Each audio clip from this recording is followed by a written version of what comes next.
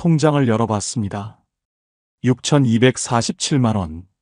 3년 전만 해도 1억 3천이었는데 이제 절반도 남지 않았습니다. 여보, 우리 뭘 잘못한 거야? 연금도 나오고 집도 있는데 왜 우린 점점 가난해지고 있을까요?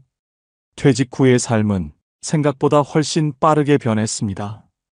돈보다 마음이 먼저 무너졌고 그제서야 깨달았습니다. 문제는 돈이 아니라 습관과 태도였다는 걸. 오늘은 그 이유와 우리 부부가 다시 일어선 방법을 이야기하려 합니다. 퇴직 후 첫날 아침 알람이 울리지 않는다는 게 이렇게 낯설 줄 몰랐습니다. 30년 넘게 같은 시간에 깨어나던 몸이 이상하게 허전했습니다. 늘 입던 작업복 대신 편한 트레이닝복을 입고 거실에 앉았습니다. 커피를 내리며 창밖을 보니 봄볕이 참 따뜻했습니다. 이제 좀 쉬어야지. 그날만큼은 세상을 다 가진 기분이었습니다. 누가 뭐래도 이건 내 인생의 보상이라 생각했죠. 퇴직금 1억 3천만 원. 평생 몸으로 벌어온 결과물이라 그 숫자만 봐도 마음이 든든했습니다. 은행 직원이 이 정도면 여유롭게 지내시겠어요? 하던 말이 그땐 참 달콤하게 들렸습니다. 국민연금도 곧 나오고 아내 정임이와 전국 여행도 다닐 거라며 들뜬 마음으로 계획표까지 그렸습니다. 그런데 그 행복은 생각보다 오래가지 않았습니다. 처음 1년은 정말 괜찮았습니다. 이 정도는 괜찮겠지 하며 친구들과 점심도 먹고 손주에게 용돈도 주고 명절엔 선물도 넉넉히 보냈습니다. 현장에서 그렇게 고생했는데 이 정도 여유는 누려도 된다고 생각했습니다. 그런데 이상했습니다. 통장 잔액이 눈에 띄게 줄어들고 있었습니다. 계산기를 꺼내 몇 번을 눌러봤지만 답은 하나였습니다. 이 속도로 쓰면 몇 년 못 간다. 퇴직금 1억 3천, 3년이 지나니 절반이 사라졌습니다. 연금은 월 90만 원, 생활비는 매달 150만 원이 넘었습니다. 모자라는 돈은 결국 퇴직금에서 꺼내 썼습니다. 처음엔 지금만 잠깐이야. 이러다 안정되면 괜찮겠지. 그렇게 위안했지만 그 잠깐이 3년을 채우고 통장 잔액은 6,247만 원만 남았습니다. 숫자를 보는 순간 숨이 막혔습니다. 이럴 리가 없는데. 손끝이 떨렸습니다. 어디서부터 잘못된 걸까? 특별히 낭비한 것도 없는데 돈이 사라지는 속도가 너무 빨랐습니다. 밤마다 계산기를 두드리며 머릿속이 복잡해졌습니다. 전기세, 관리비, 통신비, 보험료, 병원비, 경조사비, 손주 용돈, 외식비. 하나하나 보면 큰 돈이 아닌데 합치면 한 달에 150이 훌쩍 넘었습니다. 퇴직 전에는 몰랐습니다. 월급이 꼬박꼬박 들어오니 자동이체로 빠져나가도 별 신경을 안 썼습니다. 그게 습관이었죠.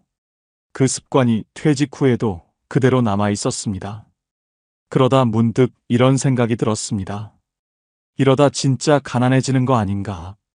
밤에 누워 천장을 보는데 가슴이 쿵쾅거렸습니다. 자다가 깨서 냉장고 앞에 앉아 전기세 고지서를 한참 들여다봤습니다. 내가 이렇게 사치한 사람인가? 그게 아니었습니다. 단지 나는 계획 없이 쓰는 사람이 되어 있었습니다. 퇴직 전엔 돈이 모이는 시절이었습니다. 매달 들어오니까 쓴다는 개념보다 남는 게 얼마냐가 중요했죠. 하지만 퇴직 후엔 돈이 빠져나가는 시절로 바뀌었습니다. 그리고 나는 그 변화를 너무 늦게 깨달았습니다. 친구들은 다들 골프 치러 다니고 퇴직 후 동호회에 들어가 여행 사진을 SNS에 올렸습니다. 그들의 웃음이 부러우면서도 한편으론 서늘했습니다. 나만 이렇게 불안한가? 우리만 뭔가 잘못된 건가? 그때 처음으로 내가 가진 돈의 무게보다 없어질 돈의 속도가 더 무섭게 느껴졌습니다. 퇴직금은 한 번 들어오면 끝이지만 생활비는 매달 빠져나갑니다. 결국 버는 흐름이 없는 돈은 시간이 갈수록 줄어들 수밖에 없다는 걸 뒤늦게 알았습니다. 그날 밤 아내가 조용히 말했습니다. 여보, 이제 우리도 계획을 다시 세워야 하지 않을까? 그 말이 이상하게 마음에 남았습니다. 처음엔 자존심이 스쳤습니다. 무슨 계획이야, 아직 괜찮은데. 그렇게 말했지만 내 마음 한쪽이 불안하게 떨렸습니다. 다음 날 아침 커피잔을 들고 통장을 다시 열어봤습니다. 6,247만 원. 세 자리 숫자가 이렇게 차갑게 느껴진 적은 처음이었습니다. 이 돈이 다 떨어지면 그 다음은 뭘로 살아야 하지? 그 질문 하나가 머릿속을 떠나지 않았습니다. 돈보다 무서운 건 돈이 줄어드는 이유를 모르는 상태로 사는 거였습니다. 여보, 우리 뭘 잘못한 걸까? 연금도 있는데 왜 점점 가난해지는 걸까? 그 질문이 내 마음에 오래 남았습니다. 그리고 그 질문이 우리를 다시 현실로 불러냈습니다. 아직은 몰랐지만 그게 우리 인생 두 번째 전환점의 시작이었습니다. 퇴직 후 3년 저는 늘 이렇게 생각했습니다. 이 정도는 괜찮겠지. 하지만 그 괜찮겠지라는 말이 저와 아내를 천천히 가난하게 만들고 있었습니다. 처음엔 정말 사소한 것들이었습니다. 점심 한 번쯤은 친구들과 나가서 먹고, 손주 생일이면 장난감 하나 사주고, 명절이면 고기 세트 하나쯤 보내주고, 이 정도는 괜찮잖아. 평생 벌어온 건데. 그렇게 스스로를 안심시켰습니다. 하지만 그 이 정도라는 말이 매달 매년 쌓이니 결국 큰 금액이 되어 있었습니다. 어느 날은 통장을 들여다보다가 하루 동안 3번이나 문자 알림을 받았습니다. 하나는 카드값, 하나는 보험료, 하나는 관리비, 그리고 그 밑에 자동이체 완료라는 글씨. 그 글씨가 그날따라 유난히 차갑게 느껴졌습니다. 퇴직 전에는 이런 생각조차 하지 않았습니다. 매달 월급이 들어오니까 얼마가 빠져나가든 괜찮다고 생각했습니다. 이번 달도 고생했으니 써야지. 그게 제 방식이었습니다. 하지만 퇴직 후엔 달랐습니다. 돈은 더 이상 들어오지 않는데 나가는 건 그대로였습니다. 아니, 오히려 더 늘어났습니다. 집에 있으니 전기세가 더 나오고 시간이 많으니 외식도 잦아졌습니다. 그런데도 저는 현실을 부정했습니다. 이 정도는 괜찮겠지. 그 말을 스스로에게 되뇌며 안심하려 했습니다. 하지만 그건 안심이 아니라 도망이었습니다. 어느 날은 친구에게서 전화가 왔습니다. 야, 이번 주에 골프나 한번 치자. 순간 말이 막혔습니다. 아, 이번 주는 좀 바빠서. 사실 바쁜 일은 아무것도 없었습니다. 그냥 돈이 아까웠습니다. 전화를 끊고 한참을 멍하니 앉아 있었습니다. 서운함보다 먼저 밀려온 건 자괴감이었습니다. 나는 언제 이렇게 계산적인 사람이 됐을까? 그 생각이 마음을 무겁게 짓눌렀습니다. 퇴직금이 인생의 완성이라고 믿었지만 사실은 시작부터 잘못된 믿음이었습니다. 퇴직금은 평생 쌓아둔 돈이 아니라 앞으로 버텨야 할 시간의 예산이었습니다. 저는 그걸 너무 늦게 깨달았습니다. 그날 저녁 아내가 조심스럽게 말했습니다. 여보, 우리 생활비를 조금 줄여보면 어떨까? 그 말에 괜히 짜증이 났습니다. 당신, 내가 벌어온 돈이 얼만데? 이 정도도 못 쓰겠어? 아내는 아무 말 없이 식탁을 치웠습니다. 그 뒷모습을 보는데 괜히 미안해졌습니다. 화가 난 게 아니었습니다. 단지 두려웠던 거였습니다. 이대로 가면 정말 얼마 못 버티겠구나. 그날 밤 잠이 오지 않아 서랍에서 예전 통장을 꺼내봤습니다. 월급이 꼬박 들어오던 시절, 그 시절엔 불안이란 걸 몰랐습니다. 다음 달에도 들어오니까 그 단순한 믿음이 얼마나 큰 안전망이었는지 이제서야 알게 됐습니다. 퇴직 후에는 그 안전망이 사라집니다. 그걸 모르고 살았던 게 제 가장 큰 착각이었습니다. 저는 늘 이렇게 생각했습니다. 노후는 절약하면서 살면 되겠지. 하지만 절약만으로는 버틸 수 없었습니다. 돈이 나가는 흐름을 막지 못하면 아무리 아껴 써도 결국 바닥이 보였습니다. 연금이 나오면 마음이 편해질 줄 알았습니다. 하지만 매달 들어오는 90만 원은 숨만 붙어 있을 만큼의 최소한이었습니다. 그 돈으로는 기본적인 생활비도 감당이 되지 않았습니다. 결국 문제는 돈이 아니라 습관이었습니다. 벌 때처럼 쓰는 습관, 그리고 아직 괜찮겠지 하는 태도. 그게 우리를 천천히 가난하게 만들고 있었습니다. 퇴직 후에도 사람은 일할 때의 습관을 그대로 가져갑니다. 그게 문제였습니다. 그날 이후 저는 메모장을 꺼냈습니다.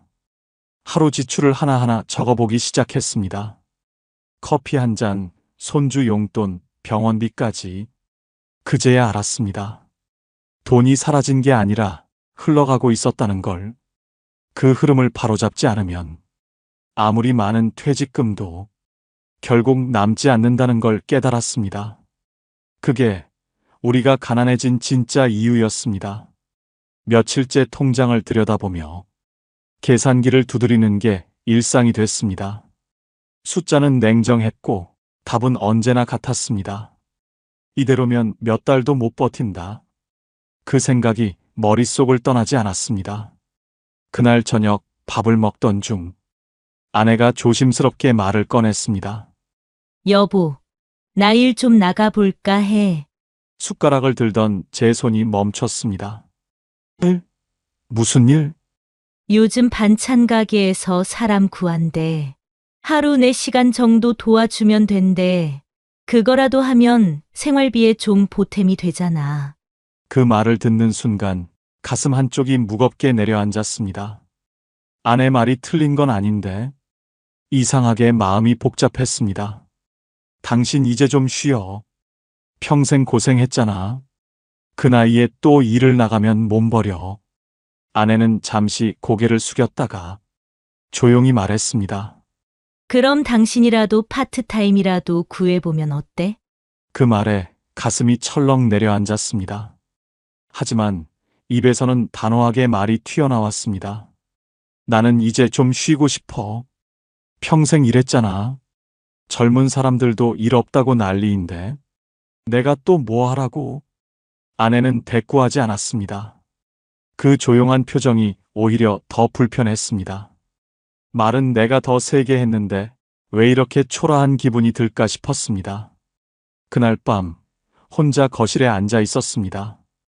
텔레비전에서는 여행 광고가 흘러나왔습니다. 인생의 제2막, 여유로운 은퇴를 즐기세요. 그 문장을 듣는데 피식 웃음이 나왔습니다. 여유라니, 그게 다 가진 사람 얘기지. 요즘 친구들은 다들 바쁘다고 합니다. 골프 치고, 동호회 나가고, 사진 찍고 여행 다니고. 그런데 저는 달랐습니다. 놀아도 불안하고 일을 하자니 몸이 지쳤습니다. 나는 평생 일만 했는데 이 나이에도 또 일을 해야 한다고? 그 생각이 들자 괜히 서러워졌습니다. 일을 안 하는 게 게으른 게 아니라 그냥 이제는 좀 지친 거였습니다. 다음 날 아내는 반찬 가게 면접을 보러 나갔습니다. 저는 괜히 TV를 켜놓고 중얼거렸습니다. 내가 뭐 놀고 싶어서 노는 줄 아나. 하지만 제 말은 결국 변명이었습니다. 점심 무렵 아내가 돌아왔습니다. 다음 주부터 출근하래. 아침 9시부터 1시까지. 주 5일이래. 저는 무심히 물었습니다. 얼마 준대? 한 달에 한 85만 원쯤 된다고. 그래, 잘 됐네. 입으로는 그렇게 말했지만 속은 괜히 쓰라렸습니다. 그날 밤 아내는 피곤한 얼굴로 잠이 들었습니다. 저는 불을 끄고 혼잣말을 했습니다. 내가 이 나이에 또 일을 해야 하나? 이게 다 뭐라고? 눈을 감았지만 잠이 오지 않았습니다. 그동안 버텼다는 자부심, 평생 일한 피로감, 그리고 또 일해야 하나 하는 막막함이 한꺼번에 몰려왔습니다. 평생 일만 했는데 이제 좀 쉬고 싶다는 게 죄인가? 그 말이 목끝까지 올라왔지만 아무에게도 할 수 없었습니다. 결국 현실은 달라지지 않았습니다. 돈은 여전히 빠져나가고 불안은 점점 커졌습니다. 그때는 몰랐습니다. 진짜 문제는 돈이 아니라 마음을 붙잡을 자리가 사라졌다는 거였습니다. 아내가 반찬 만드는 일을 시작한 지 어느새 한 달이 넘었습니다. 아침마다 부엌에서 들려오는 칼질 소리로 하루가 시작됩니다. 기름 냄새, 간장 냄새, 지글지글 볶는 소리가 시계처럼 규칙적으로 들립니다. 여보, 나 다녀올게. 그 말이 이제는 하루의 시작이 됐습니다. 평생 제가 나가고 아내가 배웅하던 사이였는데 이젠 제가 집을 지키고 아내가 먼저 나섭니다. 무릎 아플 텐데 너무 무리하지 말고. 제가 그렇게 말하면 아내는 늘 웃습니다. 괜찮아. 점심 전에 끝나. 그 말이 이상하게 마음에 남았습니다. 아내가 나가면 집은 조용합니다. 식탁 위엔 아침에 미처 정리 못한 반찬 그릇이 남아있고 부엌엔 간장 냄새가 은은하게 남습니다. 그 냄새를 맡으며 괜히 중얼거렸습니다. 이제는 내가 이 냄새로 하루를 시작하네. 퇴직하고 처음엔 이제 좀 쉬자는 생각뿐이었습니다. 그런데 요즘은 쉬는 게 오히려 더 피곤하게 느껴집니다. 아내는 아침마다 움직이는데 나는 하루 종일 가만히 있으니까요. 가끔 TV를 켜도 내용이 귀에 들어오지 않습니다. 계산기만 만지작거리다가 덮어두길 반복했습니다. 이러다 나만 늙는 거 아닌가? 그런 생각이 문득 들었습니다. 점심쯤 현관문이 열립니다. 아내가 돌아온 겁니다. 다녀왔어. 손에는 반찬 냄새가 배어 있고 피곤한 얼굴인데 이상하게 밝습니다. 오늘 어묵볶음 만들었는데 사장님이 나보고 손 빠르대. 그 말을 들으면 입꼬리가 절로 올라갑니다.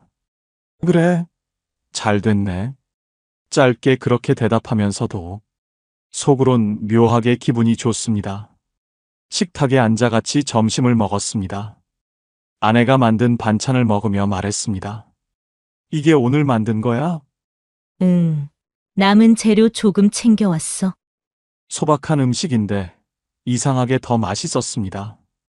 예전엔 돈을 버는 게 전부라고 생각했습니다. 하지만 요즘은 아내가 일하는 그 몇 시간이 우리 삶을 다시 움직이게 만드는 시간이라는 걸 느낍니다. 퇴직 후 처음으로 집이 다시 살아있는 느낌이 들었습니다. 냄새로, 웃음으로, 목소리로. 그게 다 아내가 만들어낸 온도였습니다. 사는 건 결국 누가 오래 버티느냐의 싸움이구나. 그날 그렇게 생각했습니다. 그리고 그 싸움을 아내가 조용히 이기고 있다는 걸 깨달았습니다. 아내가 반찬 만드는 일을 시작한 뒤로 집이 달라졌습니다. 매일 똑같던 공기가 조금씩 다시 살아나는 것 같았습니다. 나는 그대로인데 세상은 다시 움직이고 있었습니다. 그걸 느끼는 게 조금 괴로웠습니다. 그날도 오전 내내 멍하니 앉아 있었습니다. TV에서는 연금 이야기, 노후 준비 얘기만 흘러나왔습니다. 리모컨을 내려놓으며 생각했습니다. 나도 뭐라도 해야 하는 거 아닌가. 그때 예전에 함께 일하던 반장에게 전화가 왔습니다. 형님, 요즘 뭐 하세요? 우리 현장에 사람 하나 비었어요. 무거운 일 아니고 출입관리 보조예요. 헬멧 확인하고 차량 안내 정도라 괜찮을 겁니다. 순간 망설였습니다. 몸이 아니라 마음이 문제였습니다. 이 나이에 다시 현장이라니. 그 말이 머릿속에 계속 맴돌았습니다. 그날 밤 밥을 먹다 아내에게 조심스럽게 말했습니다. 정임아, 나도 일 좀 나가볼까? 아내는 젓가락을 내려놓고 제 얼굴을 봤습니다. 그래. 여보. 힘들면 언제든 그만둬. 그냥 당신이 다시 활기 찾으면 좋겠어. 그 말이 이상하게 따뜻하게 들렸습니다. 다음 날 아침 먼지가 쌓여있던 작업화를 꺼냈습니다. 오래된 안전조끼를 입고 거울 앞에 섰습니다. 주름진 얼굴이 낯설지 않았습니다. 그래, 아직 할 수 있지. 그렇게 스스로에게 말했습니다. 현장에 도착하니 젊은 얼굴들이 많았습니다. 형님, 이쪽에 서서 안전모 확인 좀 부탁드릴게요. 그 말에 고개를 끄덕이며 자리를 잡았습니다. 일은 단순했습니다. 공사장 입구에서 출입하는 인원과 차량을 체크하고 안전모를 안 쓴 사람에게 조용히 알려주는 일. 크게 몸을 쓰는 일은 아니었지만 하루 종일 서 있어야 했습니다. 처음엔 괜히 쑥스러웠습니다. 예전엔 현장을 이끌던 사람이었는데 이젠 출입을 지키는 사람이라니 삶이 이렇게 돌 수도 있구나 싶었습니다. 그런데 이상했습니다. 하루가 지나고 나니 그 단순한 일 속에서도 이상하게 마음이 편안했습니다. 누군가에게 형님 수고하셨습니다. 그 한마디가 그렇게 따뜻할 줄 몰랐습니다. 점심시간에 반장이 다가와 말했습니다. 형님, 오랜만인데도 꼼꼼하시네요. 덕분에 현장 분위기가 좋아요. 그 말에 피식 웃음이 났습니다. 별일 아닌 칭찬인데 이상하게 가슴이 뭉클했습니다. 퇴근 후 작업복 주머니에서 명찰을 꺼내며 생각했습니다. 이게 뭐라고 이렇게 마음이 놓이지? 하루 종일 서 있었지만 왠지 모르게 몸이 가벼웠습니다. 집에 돌아오니 아내가 말했습니다. 오늘 어땠어? 별일 없었어. 그냥 서 있는 일인데 그래도 나를 부르는 사람이 있다는 게 좋더라. 그 말이 제 입에서 저절로 나왔습니다. 샤워를 마치고 거울을 봤습니다. 피곤한 얼굴인데도 묘하게 생기가 돌았습니다. 돈을 버는 게 아니라 버틸 힘을 벌고 있는 거였구나. 퇴직 후 처음으로 집으로 돌아가는 길이 가볍게 느껴졌습니다. 낮은 햇살 아래 현장 입구에서 흔들리던 주황색 조끼가 이상하게 자랑스럽게 느껴졌습니다. 며칠 전 아들한테 전화가 왔습니다. 아버지, 저 결혼하려고요. 그 한마디가 그렇게 반가울 수가 없었습니다. 그래, 잘 됐다. 짧은 대답이었지만 가슴이 뭉클했습니다. 그동안 걱정이 많았거든요. 취업도 늦고 혼자 산 지 벌써 몇 해. 이제야 제 길을 찾는구나 싶었습니다. 그날 저녁 아내에게 말했습니다. 우리 아들 결혼한대. 아내는 잠시 멈칫하더니 그래, 그럴 때가 됐지. 하고 웃었습니다. 그 미소 속엔 기쁨도 있었고 어딘가 불안한 기색도 보였습니다. 며칠 뒤 아들이 예비 며느리를 데리고 왔습니다. 단정하고 예의 바른 아이였습니다. 밥상머리에 앉아 이런저런 이야기를 하다 아들이 조심스럽게 말을 꺼냈습니다. 아버지, 조금만 도와주세요. 그 말이 마음에 걸렸습니다. 아내가 먼저 웃으며 말했습니다. 그래, 걱정하지 마. 우리가 도와줄게. 그 말이 참 자연스럽게 나왔는데 내 마음은 복잡했습니다. 그날 밤 나는 통장을 열었습니다. 잔액은 6,247만 원. 퇴직한 지 3년 만에 이렇게 줄어 있었습니다. 이걸로 얼마나 버틸 수 있을까? 손끝이 식어갔습니다. 결혼식비, 예단, 예물, 신혼집 보증금. 그중 어느 하나도 가볍지 않았습니다. 아내는 5천만 원이면 웬만한 건 해결될 거야.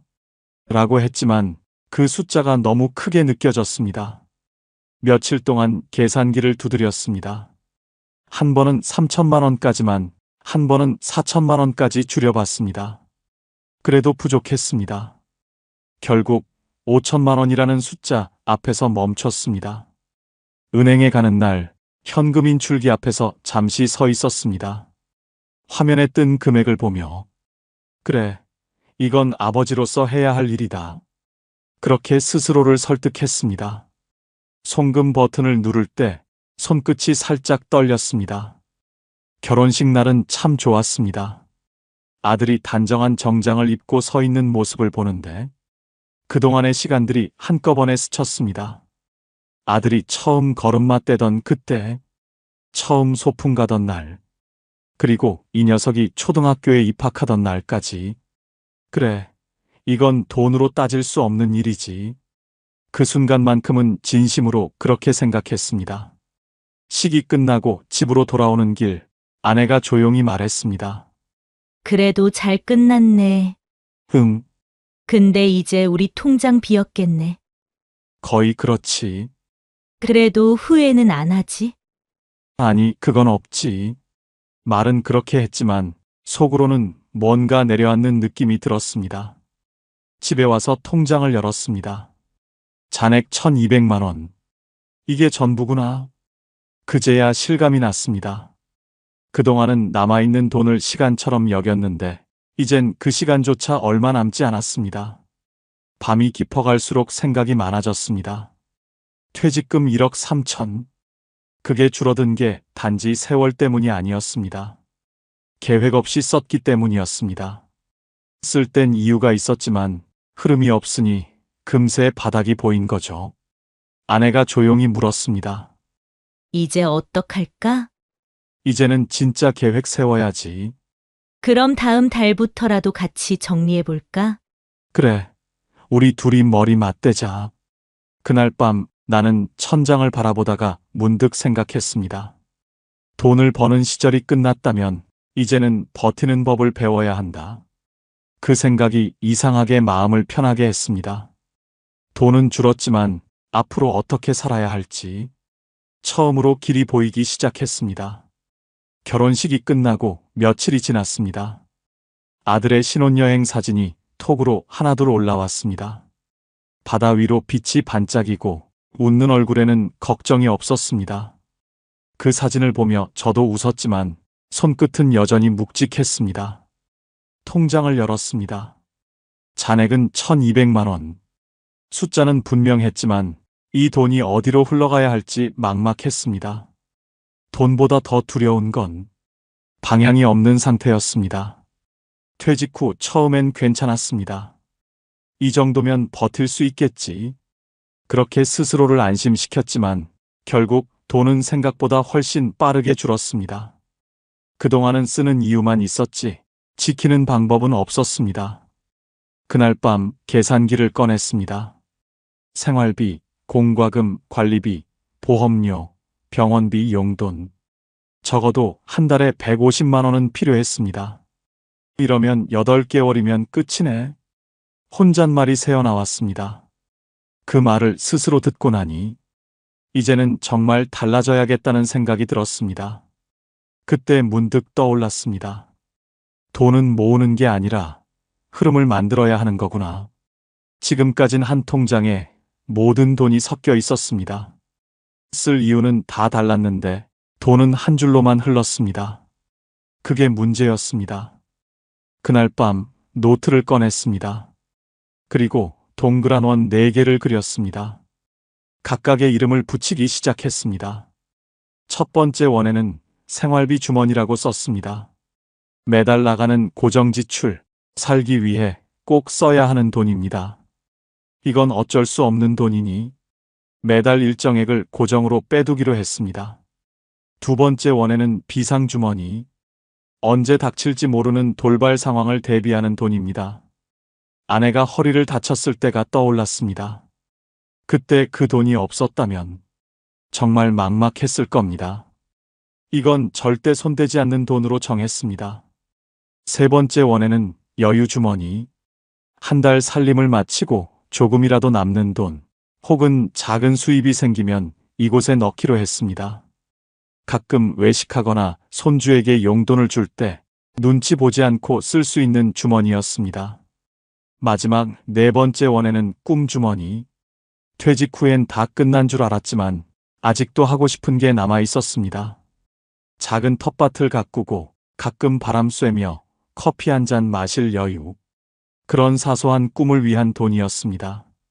4개의 원을 그려놓고 보니 이상하게 마음이 정리됐습니다. 돈이 나뉘니 생각이 나뉘고 생각이 나뉘니 마음이 가벼워졌습니다. 다음 날 아침 봉투 4개를 꺼내 각각 이름을 적었습니다. 생활비, 비상, 여유, 꿈. 손끝이 단단해지는 기분이었습니다. 아내는 아무 말 없이 그중 비상주머니 봉투를 서랍에 넣었습니다. 그걸 보며 마음이 조금 든든해졌습니다. 그날 밤 다시 통장을 열었습니다. 금액은 여전히 1200만 원. 하지만 이번에는 그 숫자가 작게 느껴지지 않았습니다. 이제는 어떻게 써야 할지 방향을 세웠으니까요. 돈은 여전히 많지 않았지만 적어도 이제부터는 흐름을 만들어 보려 합니다. 퇴직금 1억 3천에서 시작한 돈의 여정이 여기서 끝이 아니라 새로운 시작이 될 수 있기를 바라며 나는 조용히 노트를 덮었습니다. 새벽 공기가 차갑습니다. 나는 늘 그렇듯 6시 전에 집을 나섭니다. 하루를 버티는 일은 여전히 쉽지 않지만 몸이 움직이니 마음이 덜 무겁습니다. 아내는 8시 반이면 가게로 출근합니다. 9시부터 1시까지 반찬을 만들며 오늘은 멸치볶음이 금방 나갔어. 이런 말을 건넬 땐 늘 얼굴이 밝습니다. 퇴직 후 4년, 이제는 통장을 열어도 두렵지 않습니다. 연금 90만 원, 아내의 일로 85만 원, 내 일로 120만 원, 이 세 흐름이 만들어내는 월 295만 원. 큰 돈은 아니지만 그 안에서 우리는 다시 우리답게 살고 있습니다. 예전엔 돈이 줄어드는 게 두려웠지만 이젠 흐름이 있다는 것만으로도 든든합니다. 아내의 일, 내 일, 그리고 연금. 그 세 줄의 흐름이 우리의 노후를 지탱해주고 있습니다. 밤이면 노트를 펴고 그때 그려둔 4개의 원을 다시 봅니다. 생활비, 비상, 여유, 꿈. 이제는 그 안에서 삶의 균형이 자연스럽게 맞춰집니다. 아내가 말합니다. 우리 이제는 괜찮지? 나는 웃으며 대답합니다. 그래, 우린 버티는 법을 배웠잖아. 퇴직금 1억 3천에서 시작한 삶이 이제는 숫자가 아닌 태도의 문제가 되었습니다. 돈은 줄었지만 마음은 단단해졌습니다. 그리고 나는 노트 마지막 장에 조용히 이렇게 적습니다. 버티는 사람은 결국 이기는 사람이다. 끝까지 버티는 사람, 결국 평화를 얻는다. 당신의 하루에도 작은 위로가 되었길 바랍니다. 구독과 좋아요는 다음 봄날을 이어가는 힘이 됩니다. 퇴직금 1억. 평생 일한 대가로 받은 이 돈, 과연 얼마나 버틸 수 있을까요? 생활비, 병원비, 자녀 지원까지. 눈에 보이지 않게 돈은 빠르게 줄어듭니다. 잘못 쓰면 몇 년 만에 끝나고 그 순간 노후 파산은 현실이 됩니다. 오늘은 퇴직금 1억의 충격적인 진실, 그리고 오래 버티는 방법을 알려드리겠습니다. 퇴직금 1억. 이 돈으로 몇 년을 버틸 수 있을까요? 겉으로 보면 적지 않은 돈입니다. 은행 통장에 0이 6개 찍힌 순간 마음이 든든해지죠. 하지만 그 든든함은 오래가지 않습니다. 우리가 노후에 맞닥뜨리는 현실은 생각보다 훨씬 빠르고 냉정하게 다가옵니다. 먼저 한 달 생활비부터 계산해 볼까요? 부부가 아껴 써도 한 달에 200만 원은 기본입니다. 관리비, 식비, 교통비, 약가, 거기에 손주 용돈과 경조사비까지 더해지면 200만 원은 결코 큰 돈이 아닙니다. 그럼 1년에 얼마가 나갈까요? 2,400만 원입니다. 10년이면 2억 4천만 원. 즉, 퇴직금 1억으로는 생활비만 따져도 4년을 채 버티기 어렵습니다. 거기에 병원비나 예기치 못한 지출이 한 번만 터져도 12년치 예산이 한순간에 사라집니다. 그래도 국민연금이 있으니까 괜찮지 않을까? 이런 생각 누구나 한 번쯤 하죠. 하지만 현실은 다릅니다. 평균 국민연금 수령액은 월 65만 원 수준, 1년에 약 780만 원 정도입니다. 생활비로 필요한 2,400만 원과 비교하면 매년 1,620만 원이 부족합니다. 그 부족분을 어디서 메울까요? 바로 퇴직금입니다. 퇴직금 1억을 1년에 1620만 원씩 쓰면 6년이면 끝입니다. 그나마 이건 큰 사고나 치료비가 없을 때 얘기입니다. 이춘재 씨와 박경자 씨도 처음엔 이렇게 말했습니다. 우리 정도면 괜찮지 않을까? 그래도 퇴직금이랑 연금이 있잖아. 하지만 몇 달이 지나지 않아 통장 잔액이 줄어드는 속도를 보고 깜짝 놀랐습니다. 식비, 약가, 손주 용돈 하나하나 다 필요한 지출이었지만 합치면 한 달에 200만 원이 훌쩍 넘었습니다. 경자 씨는 가계부를 보며 말했습니다. 돈이 나간 건 다 이유가 있는데 문제는 그 이유가 너무 많아요. 퇴직금은 남은 생애 전부를 버티게 하는 돈입니다. 하지만 현실에선 그 돈이 버팀목이 되기보다 먼저 녹아내리는 경우가 훨씬 많습니다. 그 이유는 단순합니다. 돈이 쓰이는 속도는 느껴지지 않지만 줄어드는 속도는 나중에야 보이기 때문입니다. 은행 잔액이 1,000만 원 줄었을 때는 이번 달엔 좀 많이 썼네 하고 넘기지만 그게 10번 반복되면 이미 1억입니다. 게다가 노후의 지출은 소비가 아니라 필요해서 나옵니다. 병원비, 관리비, 약가, 이건 줄이기도 어렵습니다.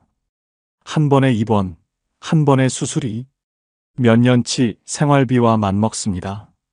이런 지출은 예측도 어렵고 피하기도 어렵습니다. 그래서 퇴직금은 생각보다 훨씬 빠르게 녹아내립니다. 결국 문제는 돈이 적어서가 아니라 돈의 흐름을 관리하지 못해서입니다. 퇴직금 1억은 결코 큰 돈이 아닙니다. 하지만 계획이 있다면 그 돈은 10년 이상 우리의 삶을 지켜주는 버팀목이 될 수 있습니다.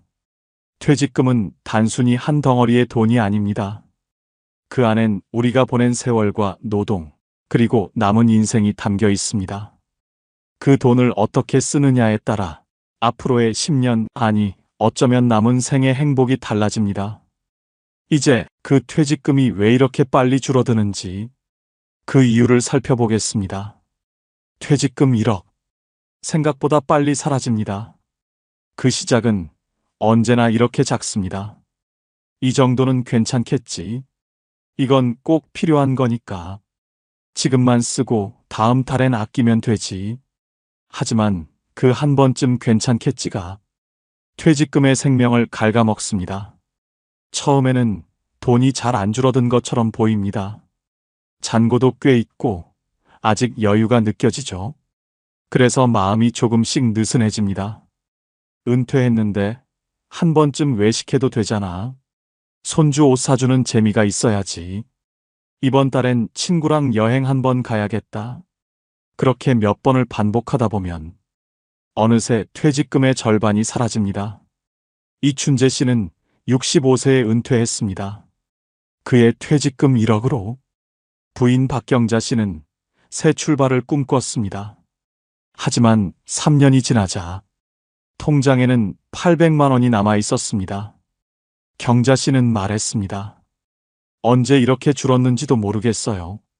분명 계획 세웠는데 그게 안 되더라고요. 그 돈은 특별히 낭비된 게 아니었습니다.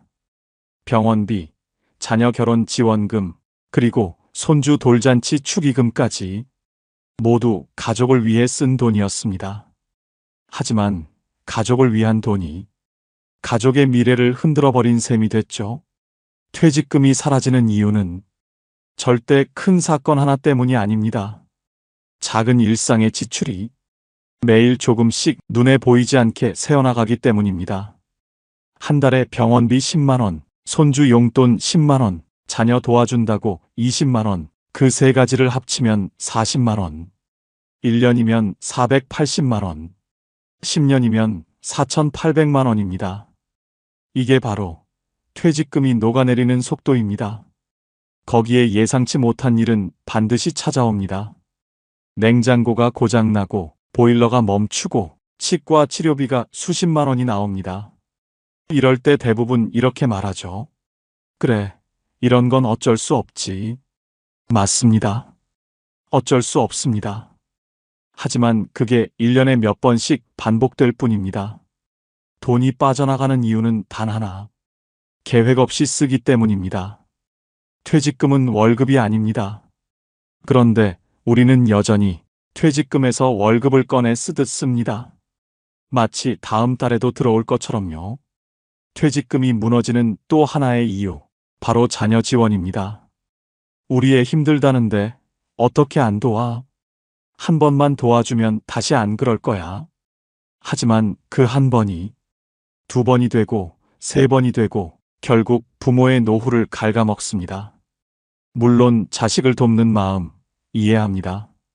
부모라면 누구나 그렇죠.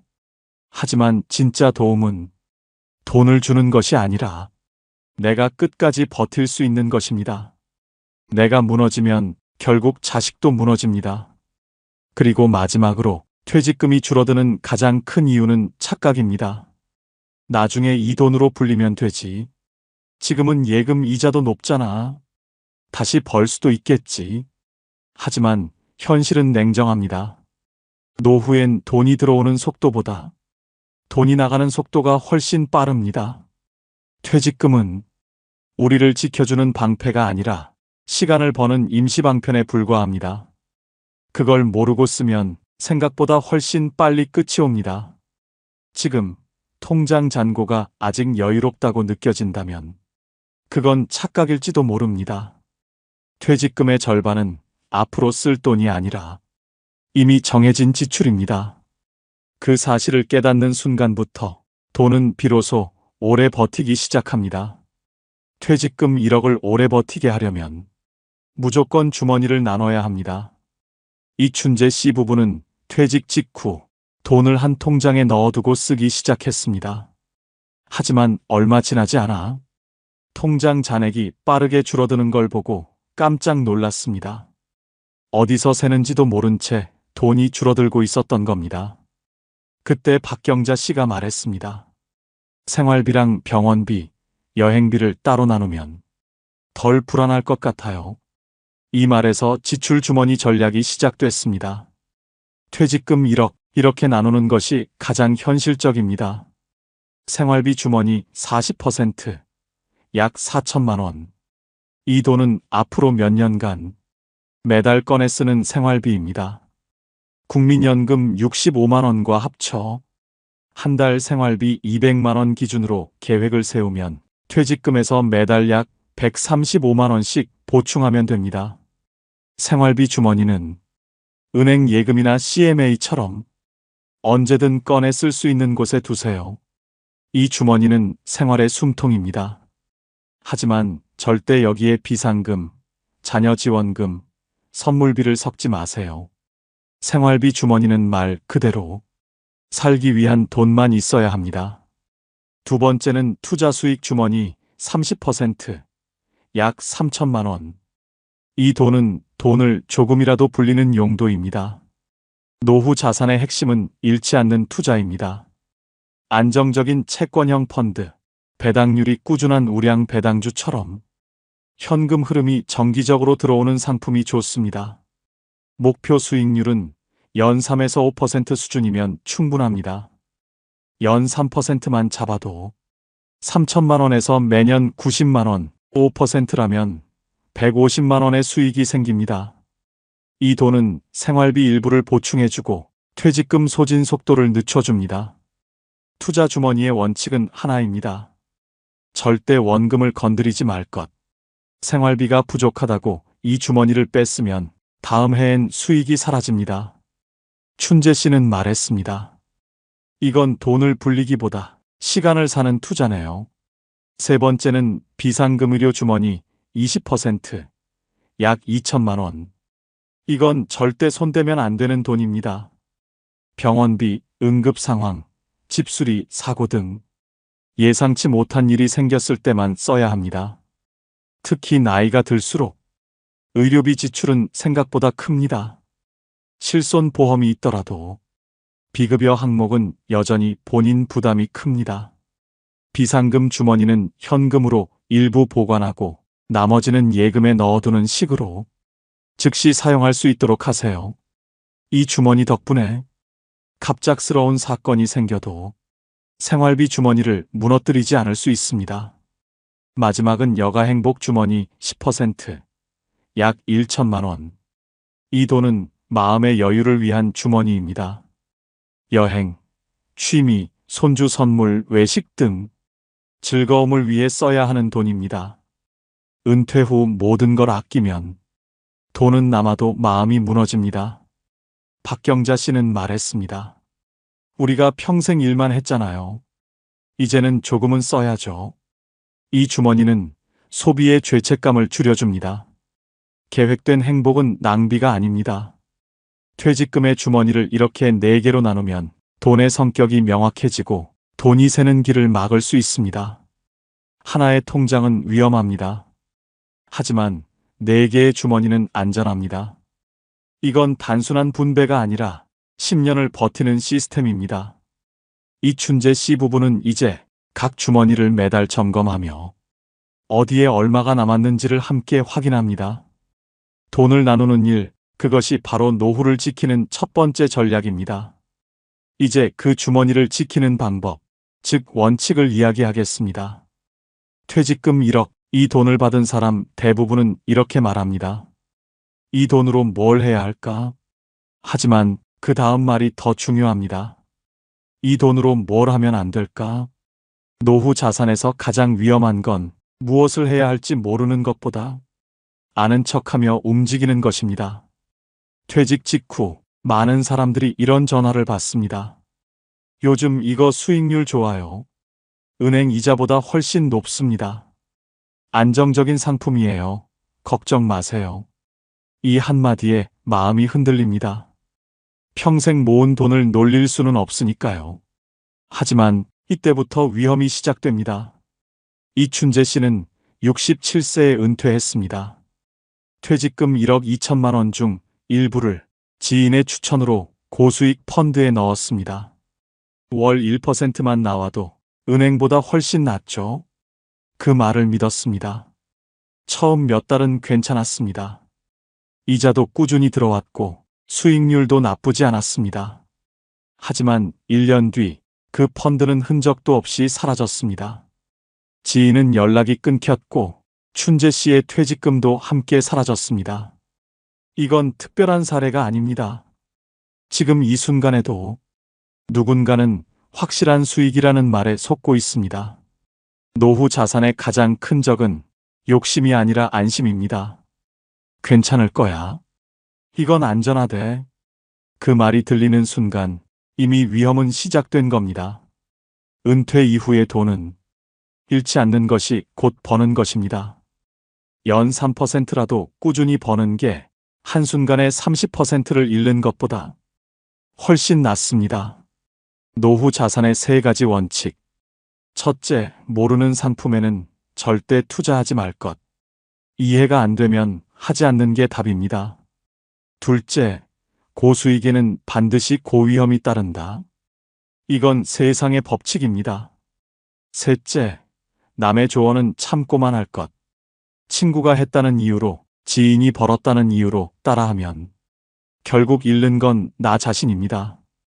코인, 비트코인, 급등주, 테마주 모두에게 기회 같지만 노후엔 리스크일 뿐입니다.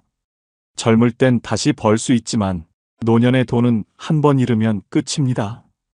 그건 다시 일할 힘보다 다시 일어설 마음이 먼저 꺾이기 때문입니다. 퇴직금은 모험 자본이 아닙니다. 노후의 생명줄입니다. 한 번 끊기면 그 다음은 연금만으로 버텨야 합니다. 그러면 삶의 질이 급격히 떨어집니다. 이건 단순히 돈의 문제가 아닙니다. 자존감의 문제입니다. 돈을 잃으면 사람은 두려워집니다. 불안이 커지고 자신감이 줄어듭니다. 그때부터 세상이 작아지고 소비가 줄고 삶이 움츠러듭니다. 그래서 노후 자산의 첫 번째 원칙은 벌려 하지 말고 지켜야 한다입니다. 지금 통장에 있는 돈이 당신의 마지막 퇴직금이라면 그 돈을 불릴 생각보다 지키는 방법을 먼저 고민해야 합니다. 지키는 것이 곧 당신의 내일을 지키는 일입니다. 이제 이 돈을 오래 쓰기 위한 구체적인 생활 습관을 이야기하겠습니다. 퇴직금 1억을 오래 버티게 하는 가장 확실한 방법, 바로 덜 쓰는 습관입니다.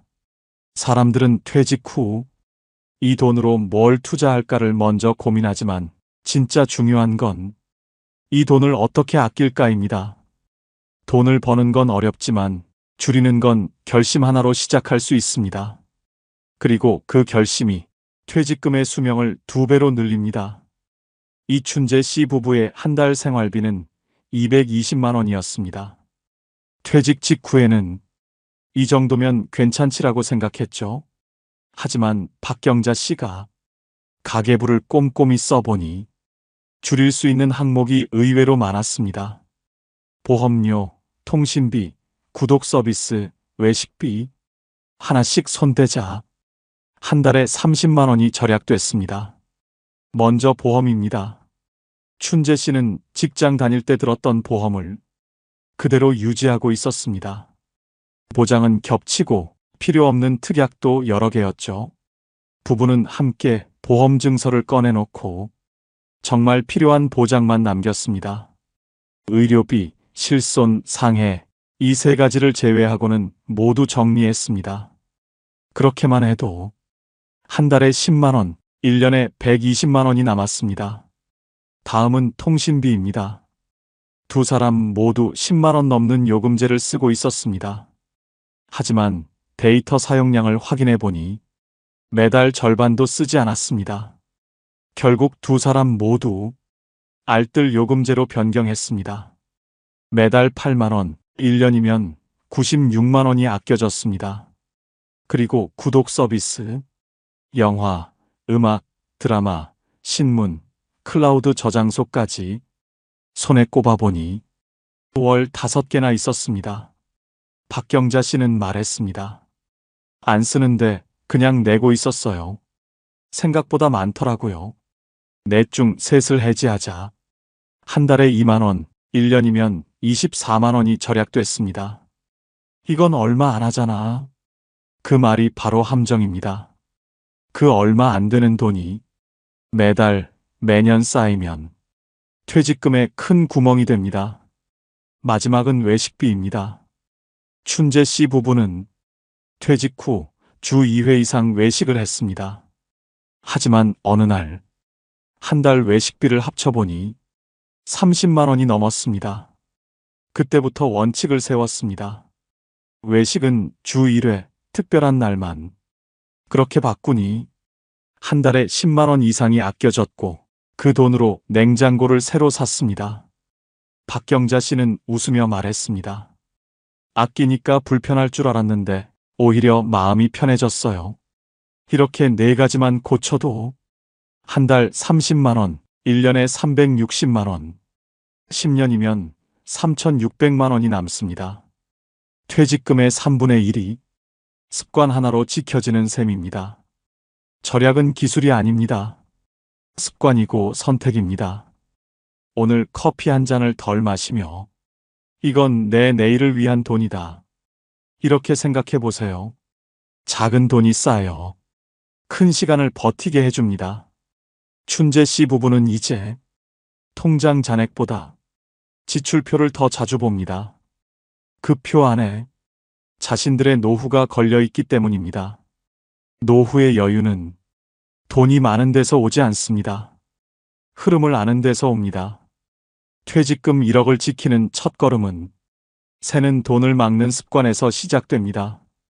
이제 그렇게 절약해 남긴 돈을 연금과 함께 어떻게 운용할지 이야기하겠습니다. 퇴직금 1억, 그리고 국민연금 65만 원. 이 2가지를 어떻게 엮느냐에 따라 노후의 길이는 완전히 달라집니다. 많은 사람들은 퇴직금과 연금을 따로 생각합니다. 연금은 매달 들어오는 돈, 퇴직금은 한 번에 받은 돈. 하지만 이 둘은 함께 움직일 때 진짜 힘을 냅니다. 국민연금은 노후의 기본소득입니다. 현재 65세 이상 평균 수령액은 약 65만 원 정도. 부부가 둘 다 받는다면 한 달 130만 원 수준이죠. 하지만 대부분의 현실은 그렇지 않습니다. 부부 중 한 사람만 받는 경우가 많고 그마저도 생활비에는 턱없이 부족합니다. 식비, 공과금, 관리비, 병원비. 조용히 계산해 보면 연금만으로는 도저히 감당이 되지 않습니다. 이춘재 씨 부부도 처음엔 그렇게 생각했습니다. 우리도 연금 받으면 살만하지 않겠어?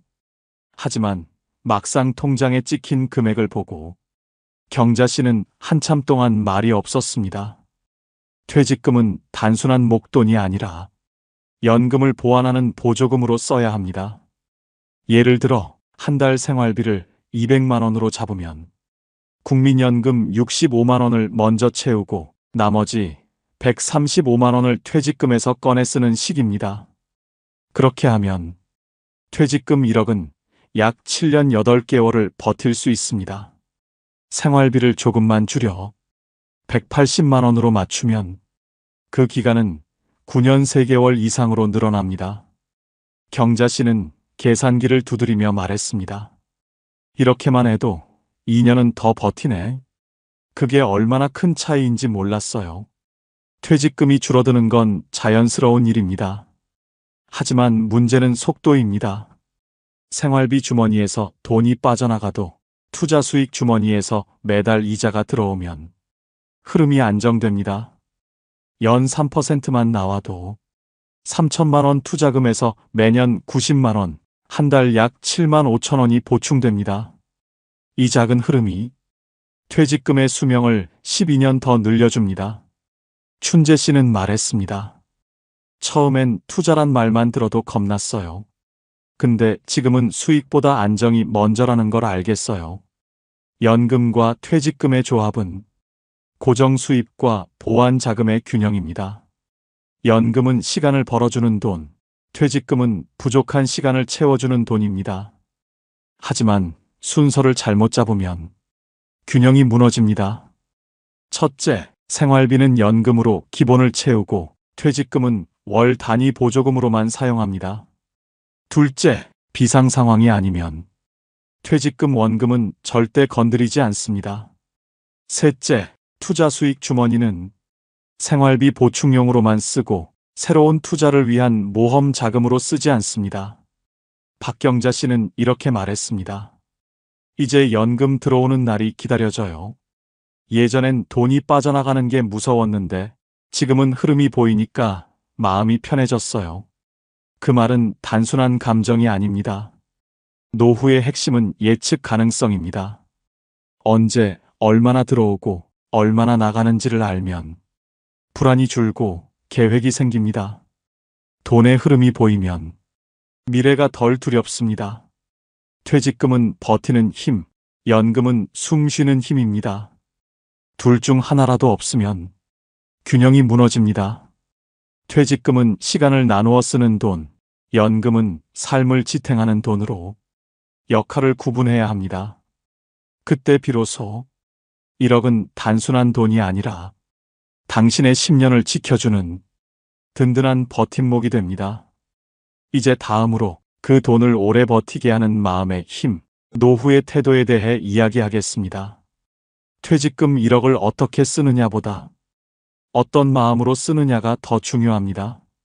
돈은 숫자이지만 그 숫자를 움직이는 건 결국 사람의 마음이기 때문입니다. 은퇴 초기에 이춘재 씨는 통장을 하루에도 몇 번씩 확인했습니다. 잔고가 줄어드는 게 불안했습니다. 이러다 정말 70대 중반에는 아무것도 안 남는 건 아닐까. 그럴 때마다 박경자 씨는 조용히 말했습니다. 당신 통장 잔고만 보지 말고 우리 오늘 밥상이나 봐요. 아직 먹을 수 있고 살고 있잖아요. 그 말에 춘재 씨는 한참을 말이 없었습니다. 노후를 지켜주는 건 돈이 아니라 마음의 질서입니다. 돈이 줄어드는 게 무서워지면 사람은 점점 움츠러듭니다. 외출을 줄이고 지인을 피하고 사소한 지출에도 죄책감을 느낍니다. 하지만 그렇게 아끼다 보면 삶이 아니라 생존만 남습니다. 퇴직금은 살기 위해 버티는 돈이 아니라 살아있음을 느끼게 해주는 돈이 되어야 합니다. 박경자 씨는 어느 날 가계부 마지막 장에 이렇게 적었습니다. 오늘도 남편과 함께 밥을 먹었고 웃을 수 있었으니 이 돈은 잘 쓰인 거다. 그 문장을 본 춘재 씨는 말했습니다. 이게 결국 돈을 오래 쓰는 방법이구나. 덜 쓰는 게 아니라 의미 있게 쓰는 거. 노후에 돈이 오래 가는 사람과 빨리 사라지는 사람의 차이는 수입이 아니라 태도입니다. 욕심 대신 균형, 비교 대신 감사, 불안 대신 흐름을 보는 태도. 돈은 결국 자신의 마음을 닮아 흘러갑니다. 불안한 사람의 돈은 도망가고 평온한 사람의 돈은 자리를 잡습니다. 퇴직금 1억을 오래 버티게 하려면 3가지 마음이 필요합니다. 첫째, 비교하지 말 것. 다른 사람의 노후와 비교하면 당신의 통장은 늘 작게 보입니다. 하지만 노후의 기준은 남이 아니라 나의 속도입니다. 둘째, 지출을 죄로 여기지 말 것. 돈은 써야 의미가 있습니다. 다만 목적이 분명해야 합니다. 필요 없는 소비는 낭비지만 의미 있는 소비는 삶을 지탱합니다. 셋째, 미래를 두려워하지 말 것. 아무리 계획해도 예상치 못한 일은 생깁니다. 그걸 실패로 여기면 마음이 먼저 무너집니다.